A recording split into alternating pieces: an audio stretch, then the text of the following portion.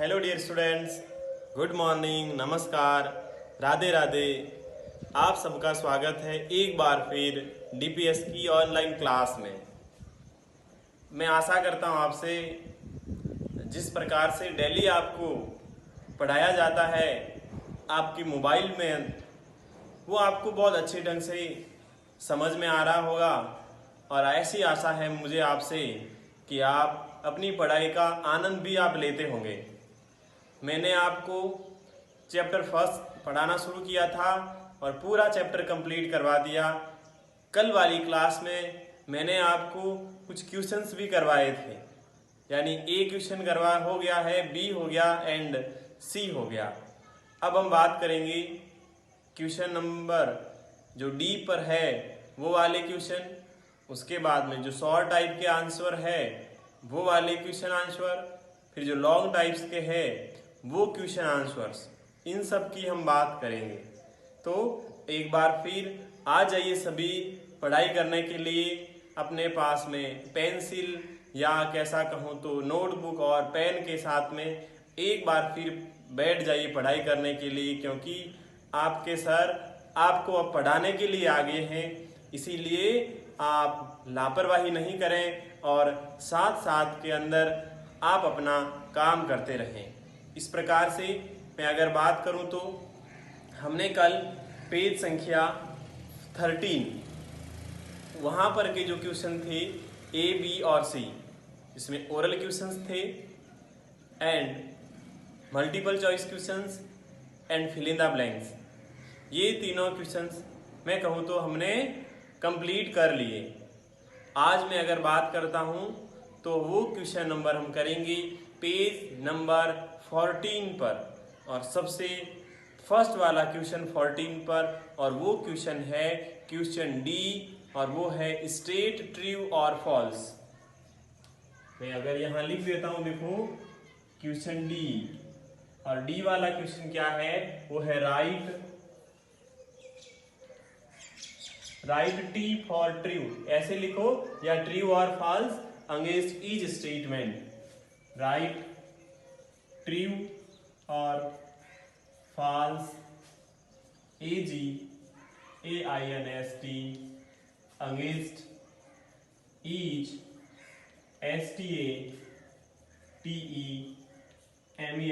STATEMENTS statement ही रहने देते, ठीक है ना।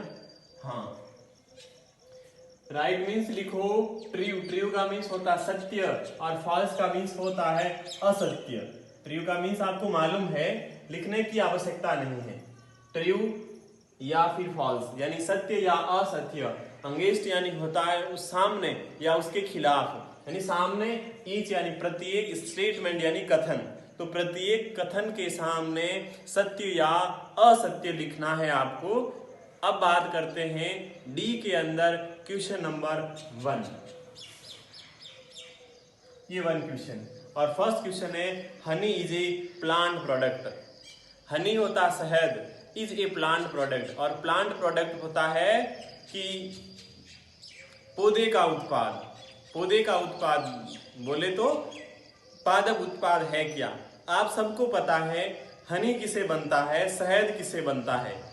तो इस कारण से आपको पता है कि जो बीज होती है, मधुमक्खियां होती है, वो शहद बनाने का कार्य करती है। इस कारण से हनी प्लांट प्रोडक्ट नहीं होगा, और प्लांट प्रोडक्ट नहीं होगा तो आपको क्या लिखना है, आपको असत्य लिखना है। असत्य बोले तो आपको फॉल्स आएगा फर्स्ट स्टेटमेंट के अगेंस्ट। तो नंबर 1 में लिख देता हूं, फिर लिखना आपको FALSE फॉल्स। फिर बात करते हैं क्वेश्चन नंबर 2, और 2 क्वेश्चन है animals cannot prepare their own food. Animals cannot prepare their own food, यानी जानवर अपना भोजन स्वयं नहीं बनाते हैं। कैनॉट है ना, तो बनाते या तैयार करना, यानी जानवर उनका भोजन स्वयं तैयार नहीं करते हैं। बिल्कुल करेक्ट बात है, नहीं करते हैं। कौन करते हैं, प्लांट्स करते हैं, पेड़ पौधे करते हैं अपना भोजन स्वयं, बल्कि एनिमल्स ऑन डिपेंड प्लांट्स, पेड़ पौधों पर निर्भर होते हैं जानवर, वो स्वयं नहीं प्रिपेयर करते हैं या स्वयं नहीं तैयार करते हैं। इस कारण से बिल्कुल करेक्ट स्टेटमेंट लिखा हुआ है, और अगर करेक्ट स्टेटमेंट लिखा हुआ है तो क्या आएगा, ट्रू आएगा, TRUE। नंबर 3 नंबर पर है food is cooked to make it more, food is cooked to make it more delicious and easy to digest. यानी इसका मीन्स होता है खाने को तैयार करने से, पकाने से, खाने को अगर तैयार कर देते यानी पका देते हैं, हम जो भोजन करते हैं अगर उस भोजन को पका देते हैं तो भोजन कैसा बन जाता है, मोर का मीन्स ज्यादा होता है और डिलीशियस का मीन्स स्वादिष्ट होता है। डिलीशियस बहुत अच्छा वर्ड है, स्वादिष्ट, एंड और लिखा हुआ है कि इजी टू डाइजेस्ट, डाइजेस्ट का मीन्स होता है पाचन होता है, इजी मीन्स होता है सरल तरीके से, यानी आसानी से पच जाता है। यानी कि पकाया हुआ भोजन जो कुक्ड फूड होता है वह ज्यादा स्वादिष्ट और पचने में आसानी होती है। तो बिल्कुल करेक्ट स्टेटमेंट है, और करेक्ट स्टेटमेंट है तो आएगा TRUE, ट्रू। बात करता हूं number 4, tomato is a leafy vegetable. Tomato is a leafy vegetable, tomato का मीन्स टमाटर होता है, लीफी वेजिटेबल का मीन्स होता है क्या, पत्तेदार सब्जी। तो क्या टमाटर पत्तेदार सब्जी है, टमाटर पत्तेदार सब्जी नहीं है, तो कैसी है, tomato is a flower vegetable. इस कारण से फॉल्स स्टेटमेंट है, यानी गलत कथन है, और गलत कथन है तो उनके अगेंस्ट हमारे को क्या करना है, फॉल्स लिखना है। तो यहां लिख देता हूं 4 में FALSE। Question number 5 number question है cod liver oil. Cod liver oil is a rich source of vitamin A and D। Cod liver होता है, लिवर का मीन्स आपको पता है एक बॉडी पार्ट्स है, इंटरनल बॉडी पार्ट्स है, और कॉड लिवर होता है जो मछलियों का लिवर होता है, उस मछलियों के लिवर से जो तेल निकलता है उस तेल के अंदर बोला गया है कि क्या विटामिन A और D होता है, रिच सोर्स यानी भरपूर स्रोत होता है विटामिन A और D। बिल्कुल करेक्ट स्टेटमेंट है कि हाँ होता है। क्या होता है, विटामिन A भी होता है एंड विटामिन D भी होता है, किसमें, कॉड लिवर में। यानी कि कॉड लिवर का जो ऑयल निकलता है, उसका तेल निकाला जाता है, उसके अंदर दोनों विटामिन होते हैं। तो ये क्या करेक्ट स्टेटमेंट है, तो TRUE आ जाएगा। इस प्रकार से आपको ब्लैक बोर्ड पर दिख रहा होगा कि हमने क्या किया है, फर्स्ट क्वेश्चन किया है, D के फर्स्ट में फॉल्स, सेकंड में ट्रू, थर्ड में ट्रू, फोर्थ में फॉल्स एंड फिफ्थ में ट्रू। इस प्रकार से क्वेश्चन नंबर D हमारा होता है कंप्लीट। अब नेक्स्ट चलते हैं और क्वेश्चन नंबर E क्या है, short answer type questions. SHORT short, ANSWER answer, type QUES TIONS short answer type question.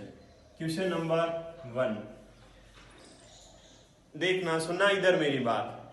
Question number 1, ये चारों क्वेश्चंस आपको पता है शॉर्ट आंसर है, यानी कम से कम 3 या 4 लाइंस के तो है, किसी का 2 लाइंस का भी हो सकता है, किसी का 3-4 तक जा सकता है। इसीलिए ये क्वेश्चन के आंसर मैं आपको ब्लैक बोर्ड पर नहीं कर पाऊंगा, और ब्लैक बोर्ड पर नहीं कर पाऊंगा तो इसका मीन्स है कि आपको स्वयं करना है। मैं आपको एक हिंट दे दूंगा, ऐसा कहूं तो पूरा आंसर बता दूंगा, सारा एक्सप्लेन कर दूंगा, समझा दूंगा कैसे करना है, कहां से करना है, लेकिन वो राइट आपको करना पड़ेगा। कहां से करना पड़ेगा, अपनी बुक से राइट करना पड़ेगा। बुक के अंदर 100% मिल जाएगा। जिसके पास में बुक नहीं है वो क्या करें, जो भी मैंने पहले काम करवाया, यानी जो भी मेरी पहले की जो प्रीवियस क्लासें ली गई थी 6 क्लासेस, उन सभी क्लासों में मैं आपको डेली होमवर्क देता था, डेली आपको कार्य देता था, और उसको आपको क्या करना है, उसके अंदर से ढूंढना आपको मिल जाएगा। कि पहले क्वेश्चन की बात करता हूं, what describe the term non vegetarian, यानी नॉन वेजिटेरियन को आपको समझाना है। नॉन वेजिटेरियन बोले तो मांसाहारी कह सकते हैं, एज ए ह्यूमन के रूप में। चैप्टर यही है, और उसमें पेज नंबर संख्या कहूं तो जैसे सबसे पहले जहां चैप्टर स्टार्ट होता है वहां का एक पन्ना पलट देना, पीछे एक वर्ड्स न्यू दे रखा है, और व्हाट्स न्यू दे रखा है, और उस व्हाट्स न्यू के अंदर आपको क्या करना है वो आपको मिल जाएगा। तो मैं क्या करता हूं, मैं आपको पेज संख्या और कहां पर है वो लिखवा देता हूं। तो आपको बता देता हूं इसका आंसर पेज संख्या 6 पर, इसका आंसर तो पेज नंबर 6 पर what's new.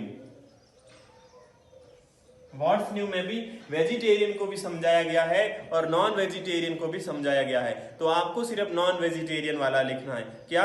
People who eat plant product as well as animal product such as meat and fish. ये आपको आंसर करना है। तो मैंने पेज संख्या बता दी, व्हाट्स न्यू बता दिया। तो अब आपको क्या करना है, अपनी बुक के अंदर से आपको काम कर लेना है। अब बात करता हूं क्वेश्चन नंबर सेकंड का आंसर। सेकंड का आंसर की बात करूं तो नेम है, क्वेश्चन है name the categories of all animals on the basis of their food eating habits. यानी कि जानवरों को उनके खाने की आदतों के आधार पर, जानवरों को उनके खाने की आदतों के आधार पर उनको कैटेगराइज करना है। और जो कि मैंने शायद क्लास नंबर 4 के अंदर या 5 के अंदर मैंने आपको 6 नेम लिखवाए थे। कार्निवोरस, वो हर्बीवोरस, कार्निवोरस, इंसेक्टिवोरस, जो भी वे 6 नाम्स है, डिकम्पोजर्स, पैरासाइट, इंसेक्टिवोरस, ये 6 आपको नाम लिखना है। तो मैं सीधा डायरेक्ट लिख रहा हूं यहां पर कि डू योर सेल्फ। इसका आंसर डू योर सेल्फ, विद्यार्थी स्वयं करें। Question number 3। क्वेश्चन नंबर 3 की बात करूं तो क्वेश्चन है व्हाट आर पैरासाइट्स। परजीवी क्या होते हैं? तो परजीवी क्या होते हैं? वे एनिमल्स, ऐसे कहूं तो वे जानवर, वे कीड़े मकोड़े जो भी है, जो क्या करते हैं, अपने भोजन के लिए दूसरों पर डिपेंड रहते हैं। दूसरों पर डिपेंड बोलूं तो जैसे कि वो एनिमल्स अपने भोजन के लिए बस, यानी पेज संख्या बता देता हूं। पेज संख्या है 12, पेज नंबर 12 है, और उसके अंदर आपको पता है तो दे रखा पैरासाइट, PARASIT। इसमें क्या करना है आपको, ओनली फॉर डेफिनेशन और एग्जांपल्स लिखने हैं, यानी द एनिमल से ETC तक लिखना है। कहां तक करना है? इसमें फर्स्ट THE लिखा हुआ है, द से लेकर के सेकेंड रो में ETC लिखा हुआ है, यहां तक आंसर करना है। अब बात करूंगा क्वेश्चन नंबर 4 की। क्वेश्चन नंबर 4 है, और ये 4 क्वेश्चन है वो ये है कि what is the main function of food. What is the main function of food का मतलब होता है भोजन का मुख्य कार्य क्या है। भोजन का मुख्य कार्य क्या है? तो इसके अंदर आपको क्या करना है, सबसे पहले जो दे रखा है पेज संख्या 5 पर, जहां पर चैप्टर स्टार्ट हो रहा है, पेज संख्या 5 पर सबसे नीचे दे रखा है फंक्शंस ऑफ फूड। और मेन फंक्शन की मैं बात करता हूं तो उसमें ओनली फॉर फर्स्ट वाला फंक्शन लिखना है। 4 फंक्शन दे रखे आपको पता हो तो उसमें ओनली फॉर फर्स्ट वाला लिखना है। इसके अलावा ये नहीं करो तो एक और मैं आपको हिंट देता हूं, और वो ये है कि आपको कहां से कर लेना है, और वो आपको कर लेना है कि आप वहीं से कर लेना, ठीक है ना।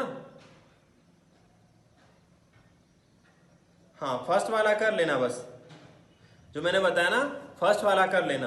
पेज संख्या 5 पर फर्स्ट फंक्शन, आंसर है पेज नंबर 5 पर फर्स्ट फंक्शन, यानी पहला कार्य करना है आपको। 4 फंक्शन दे रखे हैं, 4 फंक्शन में से आपको ओनली फॉर फर्स्ट फंक्शन करना है। तो ऐसी में आपसे होप करता हूं, आशा करता हूं कि आपको समझ में आ गया होगा, और अच्छे ढंग से क्या करना है, सारे क्वेश्चंस के आंसर आपको करने हैं। उसके बाद में लॉन्ग आंसर के क्वेश्चंस आते हैं। लॉन्ग आंसर के क्वेश्चन में अगर मैं बात करूं तो छोड़ो, ठीक है ना, टाइम हो गया ज़्यादा, कल करेंगे लॉन्ग आंसर क्वेश्चंस, ठीक है। तो लॉन्ग आंसर्स 3 है, और वो हम करेंगे हमारी जो भी नेक्स्ट क्लास होगी, यानी टुमारो होगी, और उस समय हम क्या करेंगे, ये जो लॉन्ग आंसर के क्वेश्चन है वो लॉन्ग आंसर का क्वेश्चन करेंगे। तो इस प्रकार मैं आपको यही कहना चाहूँगा कि सुंदर अक्षरों में अच्छे ढंग से कार्य करते रहें, क्योंकि मुझे नहीं लगता कि आपकी सितंबर में भी स्कूलें खुल जाएगी। 101% कहता हूँ कि आपकी स्कूलें सितंबर में नहीं खुलेगी। हाँ, बड़े बच्चे 11th-12th उनका मैं नहीं कह सकता, उनकी ओपन हो सकती है, बट आपकी तो 101% नहीं ओपन होने वाली है। इस कारण से आपसे मैं यही कहना चाहूँगा कि इन ऑनलाइन क्लासेस का आप भरपूर फ़ायदा उठाएं, आप एंजॉय करें। ऐसा फील आना चाहिए कि मैं हमेशा स्कूल जा रहा हूँ या स्कूल जा रही हूँ। ठीक है, अब मैं आपसे विदा लेता हूँ और तब तक के लिए ईश्वर से यही कामना करता हूँ, आप सुरक्षित रहें, ईश्वर आपके परिवार को सुरक्षित रखें। तब तक के लिए bye bye, have a nice day, thank you.